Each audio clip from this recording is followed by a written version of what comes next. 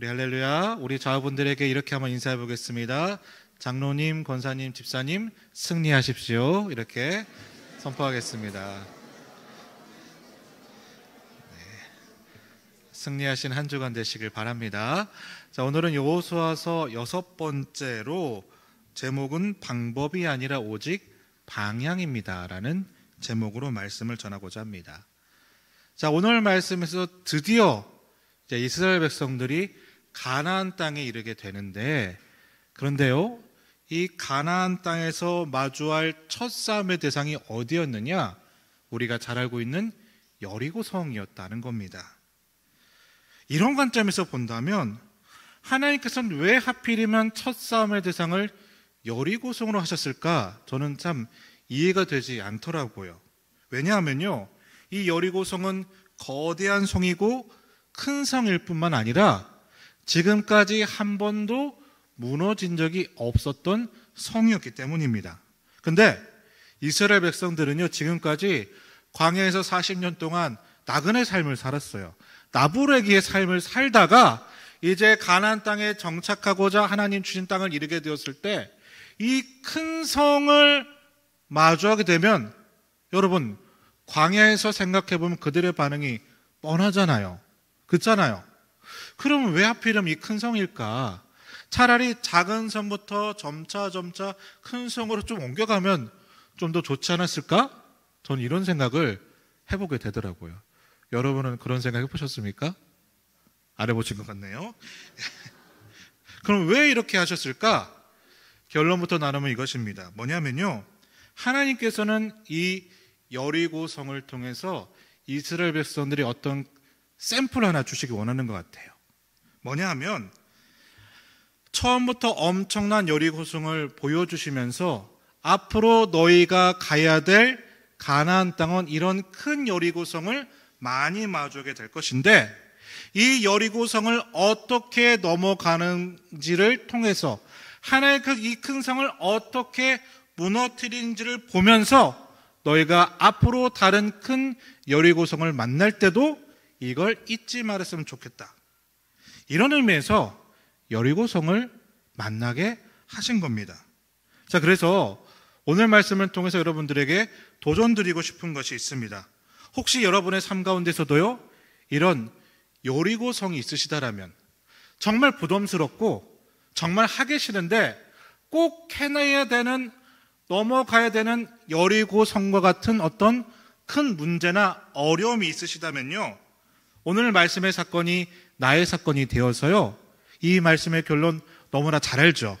여리고성이 와장창 무너져 내렸던 것처럼 우리의 삶에서도 이번 한 주 나의 여리고성이 와장창 무너지는 그 하나님의 일하심이 여러분 삶 가운데 함께하게 되시기를 주님의 이름으로 간절히 축복합니다.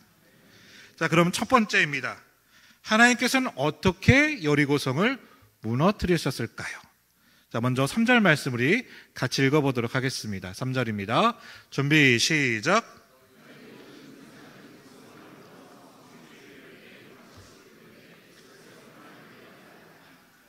자, 성주를 매일 한 바퀴씩 돌되 마지막 날에는 성주를 7번 돌라. 그러면 여리고성이 무너질 거야 라는 말씀이에요. 사실 이 말씀 때문에요, 많은 분들께서 어디를 좀 도시지 않습니까? 그렇죠? 그럼 왜 돌까? 여러분 궁금하지 않으세요? 내가 돌고는 있는데 왜 돌고 있을까? 생각해 보신 적 있으셨습니까? 하나님께서 왜 무너지지도 않을 여리고성을 돌라고 말씀하셨을까? 이 뜻과 메시지를 알기 위해서는요, 이들이 어떤 방법으로 돌았는가를 아는 것이 또 중요한 것 같아요. 그러면 어떤 방법으로 돌았느냐? 자, 6절과 7절 말씀인데 우리 교독해서 한번 읽어보도록 하겠습니다. 제가 먼저 6절 말씀 읽어보겠습니다. 눈의 아들 여호수아가 제사장들을 불러 그들에게 이르되 너희는 언약궤를 메고 제사장 7은 양각 나팔 7을 잡고 여호와의 궤 앞에서 나아가라 하고,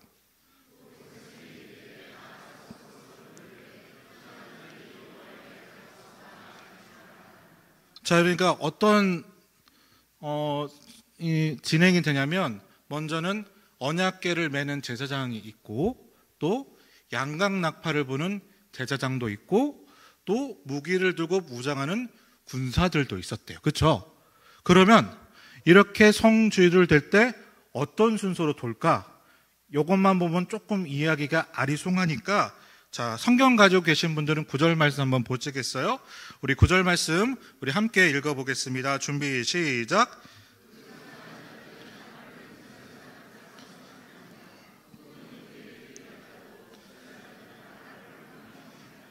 자, 그러면 그래도 이해가 안 되시면 여러분 제가 설명할 때 그림으로 여러분 마음을 한번 그려보시길 바래요. 먼저는 가장 앞에 무장한 군사가 있고요. 그 다음에는 양강낙파를 부는 제사장이 있고 그 뒤에는 언약궤가 있고요. 또 그 뒤에는 군사들이 있고요. 그 뒤에는 따르는 백성들이 있어요. 이해가 되시나요? 처음에는 군사가 있고 그 다음에는 나팔 부는 자가 있고 그 다음에는 언약궤가 있고 그 언약궤를 지키는 군사가 또 뒤에 있고 그 다음에는 그 뒤를 따르는 백성들이 있어요. 자, 그러면 질문. 그러면 이 행진하는 이 진행도에서 가장 중요한 부분은 어떤 부분일까요? 자, 청계천을 가다 보니까 이 벽화가 있더라고요. 정조대왕의 행차로. 혹시 보신 적이 있으세요? 똑같은 진행이에요. 군사가 있고 거기에는 이제 파란색의 옷을 입은 나팔 부는 사람이 있고 그 다음에 왕이 있고 그리고 군사가 있고 그 뒤를 따라가는 백성이 있어요. 자, 그러면 이 행차도에서 가장 중요한 구성은 누구예요? 왕이죠, 왕. 마찬가지로 여리고성을 덜 때 이 행진에서 가장 중요한 것은 언약궤가 되는 거예요. 언약궤. 그럼 또 하나. 그 뒤를 따르는 백성들이 있었죠. 백성들은 무엇을 따라 돌까요? 자, 정조대왕 행차가 있어요. 이렇게 수원 화성으로 가는 행차인 것 같은데 백성들이 누구를 따라가는 거예요? 왕을 따라가는 거예요. 목적지가 중요한 게 아니라 왕이 중요한 거예요. 여리고성을 돌 때도 그 여리고성보다 더 중요한 게 뭐라고요? 언약궤. 그러니까 우리가 볼 때는 여리고성을 도는 것처럼 보이지만 사실 백성들은 어떻게 하고 있는 거예요? 언약궤를 따라 돌고 있는 거예요. 그게 그림이에요. 자, 그러면 더 진지한 질문을 하나 또 드려볼게요. 그러면요, 이 여리고성은 한 번도 무너진 적이 없는 엄청나게 튼튼한 성이라는 거예요. 근데 이 성을 무너뜨리기 위해서 이 성을 도는 것은 좋은 방법일까? 어때요? 이 성을 무너뜨리기 위해서 언약궤를 따라가는 것은 맞는 방법일까요? 여러분 어때요? 최선의 방법입니까? 맞는 방법입니까? 아니겠죠. 아니죠. 방법은 아니에요. 그런데 여기서 중요한 것이 있어요. 뭐냐 하면 방금 이렇게 성을 도는 언약궤를 따라 도는 이 방법은요, 사실은 여리고성을 무너뜨리기 위해서 좋은 방법이 아니고 말도 안 되는 방법이잖아요. 그렇죠? 그런데 분명한 것은 뭐냐 하면요, 방법은 틀렸어요. 그런데 방향은 제대로 됐다는 거예요. 지금 방향은 누구를 따라가고 있는 거죠? 언약궤를 따라서, 하나님을 따라서, 말씀을 따라서, 십자가 보혈을 따라서 정확한 방향으로 가고 있다는 겁니다. 자, 오늘 말씀에서 나누고 싶은 첫 번째 도전이 이겁니다. 우리 삶에서요, 여리고성 같은 문제를 만나면 우리는 가장 먼저 뭘 고민합니까? 어떤 방법을 택하지?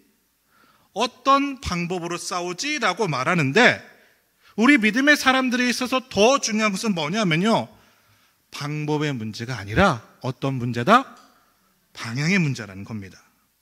그러니까요, 나에게 방법이 없어도 괜찮아요. 내 방법이 정말 말도 안 되는 거라도 상관없어요. 그 방법이 아무것도 아니어도 괜찮다라는 거예요. 왜냐? 우리가 믿는 사람에서 그 방향이 누구를 바라보고 있다라면, 예수 그리스도를 바라보고 있다라면, 하나님을 바라보고 있다라면, 하나님은 어떤 분이시냐?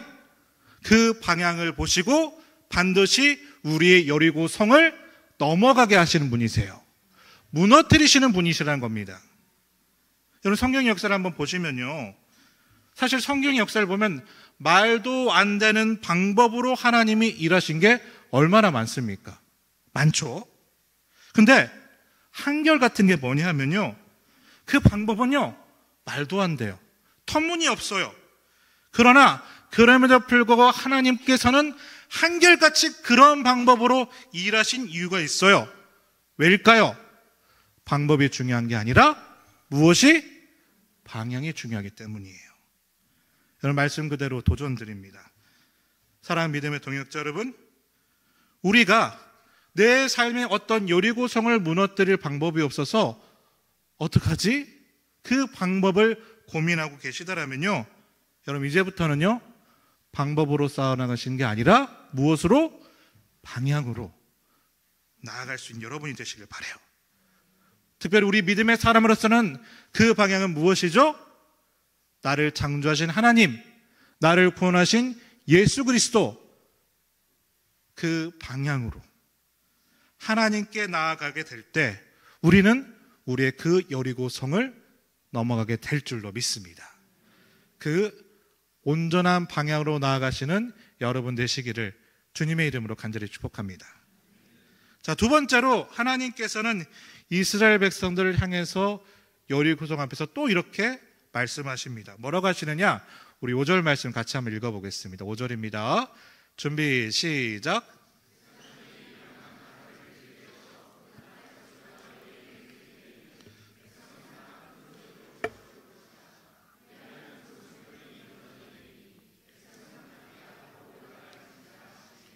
자, 뭐라고 말씀하시면 너희가 양강나팔을 길게 부면 어떤 일이 있을 거래요?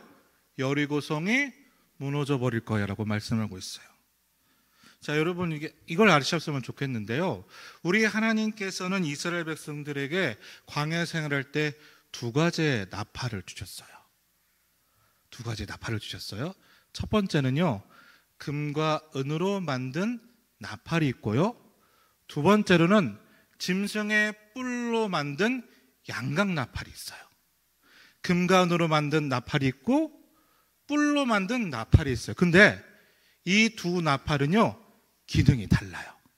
어떤 기능의 차이가 있는가 하면요, 금과 은으로 만든 나팔은요 전쟁을 치를 때 부르는 나팔이고요, 뿔로 만든 양강나팔은요 언제? 예배 때에, 제사를 드릴 때 하나님을 초청하며 하나님의 임재를 선포할 때 부르는 나팔이에요. 자, 그러면 다시 한번 정리해보면 금과 은의 나팔은 언제? 전쟁 때. 양강나팔은 언제? 예배 드리고 제사 드릴 때. 자, 그러면 이러한 전제에서 보면 오늘 본문 말씀은 조금 이상해요. 왜 이상합니까? 하나님께서 여리고 성을 무너뜨리는 전투를 앞두고 있는데 어떤 나팔을 불라고 하시죠? 양강나팔을 불라고 하죠. 이상하죠? 그러고 보니까 이상하죠? 왜냐하면 지금은 전쟁을 치를 때예요. 예배가 아니라 전쟁이 필요할 때인데 왜 하나님은 전쟁을 앞두고 금과 은으로 만든 나팔을 불라고 하는 게 아니라 뿔로 만든 양강나팔을 길게 부르라고 말씀하실까? 자, 그 이유를 알기 위해서는 이와 비슷한 사건이 또 하나 있는데 그걸 한번 사건 보고 말씀을 더 풀어보도록 할게요. 자, 사사기의 말씀을 보시면 기드온이라 하는 군사와 미디안 군사가 있었죠. 근데 당시 기드온에는 몇 명의 군사가 있었습니까? 300명의 군사가 있었고, 미디안은 성경에서는 군사가 모리알보다 많았다고 하고 있어요. 그런데 하나님께서 그 300명의 군사를 가지고 모리알보다 많은 미디안 군사를 이기는 그 도구를 주셨는데 그 도구가 뭐냐? 자, 사사기서 7장 16절 말씀 우리 같이 한번 읽어볼게요. 같이 읽어보겠습니다. 준비 시작.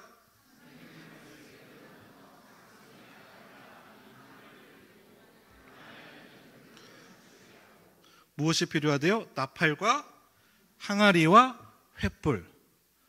항아리와 횃불은 이스라엘의 죄를 상징하는데 이건 나중에 기 있을 때 말씀으로 나누도록 하겠고요. 자, 나팔을 한번 설명해 볼게요. 자, 이 나팔은 우리나라 말로는 똑같이 나팔이라고 되어 있는데 히브리어 원어로 보면 쇼파르라고 하는 양각 나팔이라고 되어 있어요.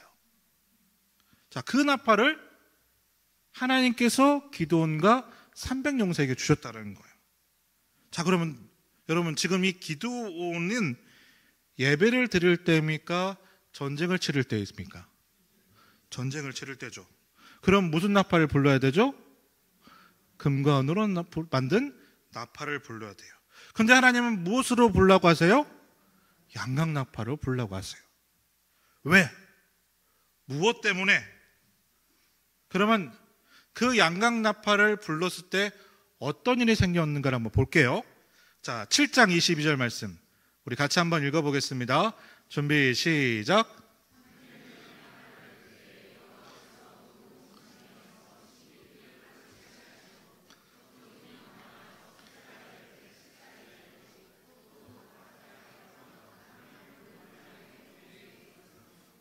자, 이 300명이 무엇 할 때? 나팔을 불 때 어떤 사건이 벌어졌대요? 예, 여호와께서 일하시고 여호와께서 역사하셨다는 거예요. 양각 나팔은 하나님의 임재를 상징하고 하나님의 이름을 부르는 나팔인데 그 전쟁을 치를 때 하나님의 이름을 불며 여호와의 성원을 찬양하는 양각 나팔을 불게 될 때 하나님께서 어떻게 되신 거예요? 이 가운데 임재하셨어요. 그런데 임재하신 것뿐만 아니라 어떻게 하셨다는 거예요? 지들끼리 싸웠다고 하잖아요. 이건 무슨 말이에요? 여호와께서 싸우셨다. 그리고 여호와께서 승리케 하셨다라는 거예요. 자, 그러면 다시 여호수아 말씀으로 돌아보면요. 자, 이스라엘 백성들이 양각 나팔을 불렀는데 그러면 일곱째 날만 양각 나팔을 불렀냐? 그건 아니더라고요. 자, 성경을 가지고 계신 분들은 13절과 14절 말씀을 두루두루 보시면요. 그들은요. 매일 돌 때마다 나팔을 불렀대요. 그러니까 마지막째 날 돌 때만 와 하고 나팔을 분 게 아니라 그 언약궤를 따라갈 때마다 무엇을 불렀다는 거예요? 양각 나팔을 불렀다는 거예요. 양각 나팔은 무슨 뜻이다? 여호와의 임재를 상징하는 나팔, 여호와의 이름을 부르는 나팔을 불렀다는 거예요. 자, 그럼 보세요. 우리에게요 여리고성이 있어요. 절대 해결하지 못할 그 여리고성이 있어요. 자, 그럼 우리는 어떻게 하냐? 따라가요. 하나님 따라가고 말씀 따라가요. 그런데 이들은 따라가면서 어떻게 한 거예요? 나팔을 불면서 주님, 주님, 주님, 하나님 임재해 주세요, 하나님 역사해 주세요라고 하나님의 이름을 계속 외치면서 여리고성으로 나아가며 하나님을 따라가고 있었다라는 거예요. 자, 이게 중요한 겁니다. 자, 오늘 말씀을 나누고 싶은 두 번째는 이겁니다. 사랑하는 믿음의 동역자 여러분, 우리 삶에 여리고성이 놓여져 있을 때 우리는 그분의 이름을 외치게 되시길 바랍니다. 내 삶에 양각 나팔을 길게 외치며 호소하시기를 바랍니다. 우리는요 자꾸만 문제를 부르려고만 해요. 아이의 문제가 있으면 아이만 부르려고 하고요, 배우자 문제가 있으면 배우자만 자꾸 부르려고 하고요, 내 부모님이 어려우면 부모님만 자꾸 되뇌이고, 돈이 문제면 돈, 건강이 문제면 건강만을 자꾸 부른단 말이에요. 근데 그때 우리가 진짜 불러야 될 건 뭐냐? 여호와 이름입니다. 하나님을 부르셔야 됩니다. 하나님 임재해 주세요, 하나님 이곳 가운데 함께해 주세요라고 우리의 양각 나팔을 불러야 된다는 거예요. 그때 하나님의 임재의 역사가 우리 가운데 나타나게 되는 거예요. 내 문제를 외치는 게 아니라 여호와 이름을 부르시며 외치시길 바랍니다. 도전드립니다. 그리고 정말 선포합니다. 내 삶에 어떤 요리고성 같은 문제가 있어요.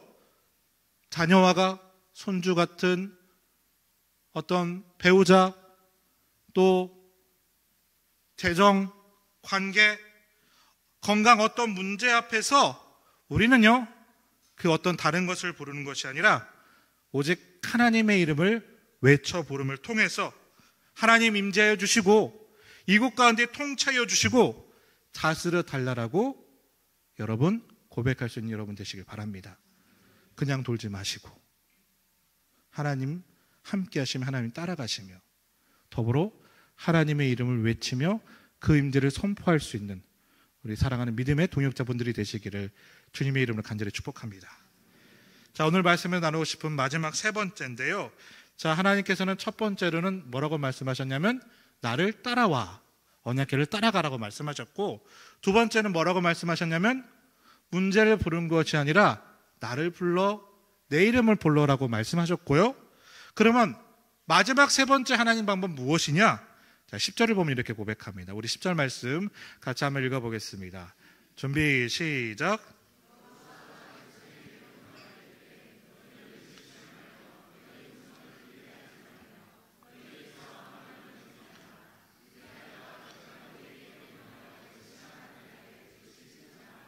자, 보시면 하나님께서 세 가지를 말씀하세요. 첫 번째는 외치지 마. 두 번째는 음성 들리게 하지 마. 마지막 세 번째는 아무 말도 하지 마. 자, 이걸 딱 하나로 정리하면 뭐예요? 입? 네, 저는 순화해서 다물어. 자, 왜 침묵하게 하셨을까요? 자, 출애굽기 14장 13절과 14절을 보면서 한번 풀어볼게요. 우리 교독해서 한번 읽어보겠습니다. 제가 먼저 13절 읽어보겠습니다. 모세가 백성에게 이르되 너희는 두려워하지 말고 가만히 서서 여호와께서 오늘 너희를 위하여 행하시는 구원을 보라. 너희가 오늘 본 애굽 사람을 영원히 다시 보지 아니하리라.